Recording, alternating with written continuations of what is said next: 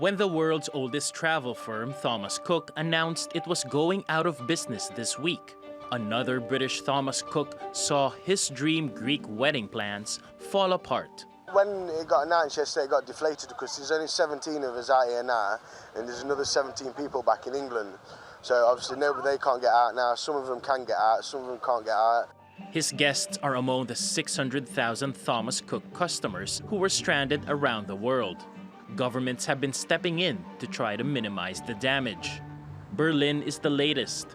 It's providing a $418 million loan to Thomas Cook's German unit Condor, which currently has 140,000 clients who have booked holidays over the next few months.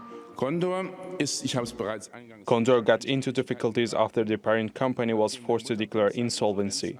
This means that the difficulties now facing Condor in Germany are not homemade. Condor is a profitable company. Earlier this week, Turkey said it's providing support to affected firms like hotels and resorts that have lost guests Thomas Cook was supposed to bring. In Tunisia, the company still owes hotels about $66 million. But the government says it's working with the UK to ensure holidaymakers won't have to cancel their plans. Every tourist who's here in Tunisia will complete their visit and go home on planes. Not Thomas Cook planes, but flights will be arranged by the British government. The bills of the 4,500 British tourists in Tunisia will be paid to Tunisians after a maximum of 40 days. Thomas Cook subsidiaries in Poland and Belgium have gone belly up. Meanwhile, profitable units in Hungary and India continue to operate, and its Scandinavian arms are trying to stay afloat with the help of new investors. The survival of what's left of Thomas Cook will be a relief to some holidaymakers who are relying on the company for once-in-a-lifetime plans. Paolo Montecillo, TRT World. Ira Spitzer has more from Berlin.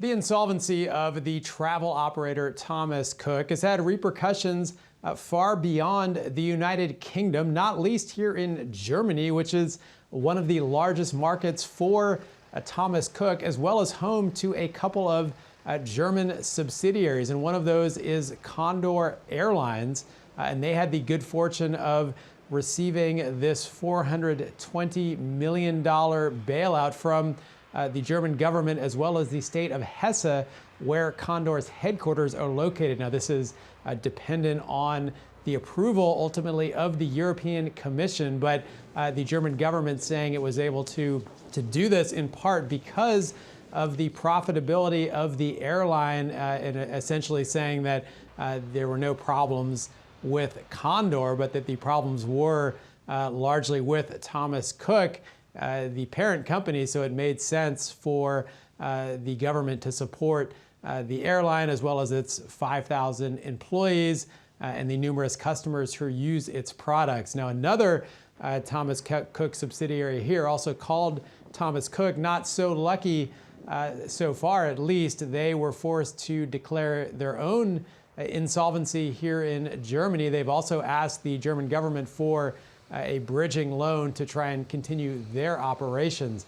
Now, this bailout is not without controversy.